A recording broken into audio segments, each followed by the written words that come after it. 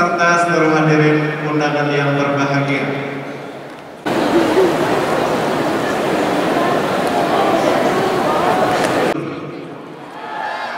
Dibuat orang menjadi maju. Program ini hadir kapunan berbagi ilmu. Salah satu UTBK yang memiliki reputasi unggul dari Bandung. Maka berdasarkan juga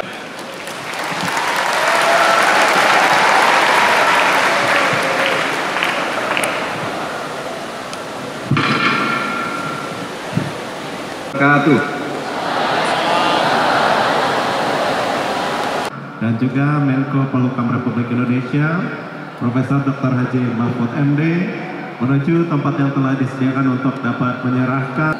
Kemudian etika kita dan norma-norma aturan yang sudah dibuat diikuti saja itu sudah akan baik. Seumpama ada insiden dari situ, nanti akan ada Mahkamah Konstitusi yang akan meluruskannya. Cuma tadi ada yang tanya, Pak, siapa tuh yang tanya tadi, apakah Bapak yakin kalau Mahkamah Konstitusinya seperti itu bisa menyelesaikan masalah gitu? Nanti jawabannya nanti. Nah ya ini pertanyaannya juga sama Nindya tadi, bagaimana lembaga yudikatif bisa dipercaya kalau seperti sekarang ini masalahnya?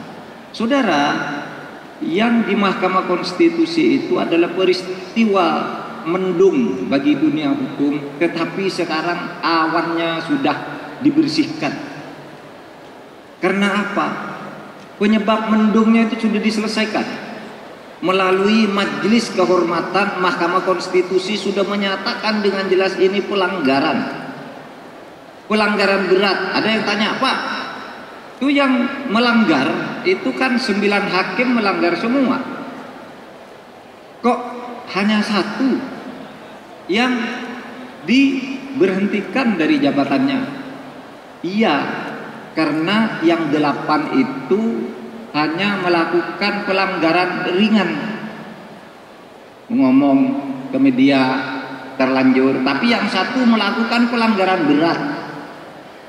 Ada yang tanya gini loh, Pak, kenapa sudah tahu melakukan pelanggaran berat kok hanya diberhentikan dari jabatan, kok tidak dipecat? Kan menurut aturan harus dipecat dari kedudukan sebagai hakim. Menurut saya putusan MK itu harus diterima sebagai keputusan final, tidak perlu diperdebatkan. Kenapa, Pak? Ya alasannya boleh saudara setuju, boleh tidak, tapi tetap ini alasannya.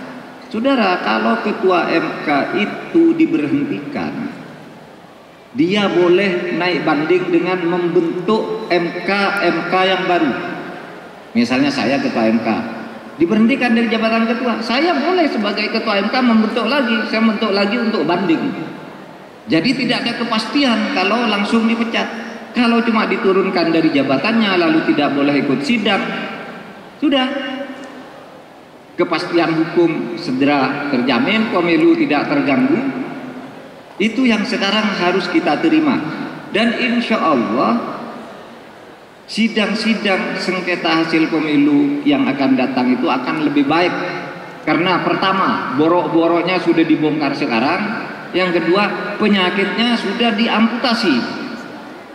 Sehingga yang baru ini pasti akan takut untuk main-main dengan sengketa hasil pemilu nanti. Faisal Ahmad, Fakultas Hukum Universitas Andalas. Sistem kampanye menggunakan poster, spanduk. Dan nanti kami akan permintaan itu akan kami kirimkan undangannya langsung dan harapannya bisa menerima undangan secara langsung. Begitu Prof nanti ataupun calon presidennya. Itu saja dari saya. Assalamualaikum.